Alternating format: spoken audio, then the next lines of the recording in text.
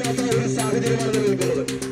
നിങ്ങൾ ഓർക്കണം, വളരെയധികം കഷ്ടപ്പെട്ട് അവരുടെ ജീവിതമാർഗം കണ്ടെത്തുന്നതിന് കുടുംബങ്ങളെ സഹായിക്കുന്നതിന് മുന്നോട്ട് വന്നിട്ടുള്ള അത്തരത്തിൽ മുന്നോട്ട് പോകുന്ന ഒരു ഗവൺമെന്റിന് ശക്തമായിട്ടുള്ള താക്കീതെന്നോണം നാളെ നടക്കുന്ന നമ്മുടെ ദേശീയ കമ്മിറ്റിയുടെ മാർച്ചിന് പിന്തുണ എന്നോണം യൂത്ത് കോൺഗ്രസ്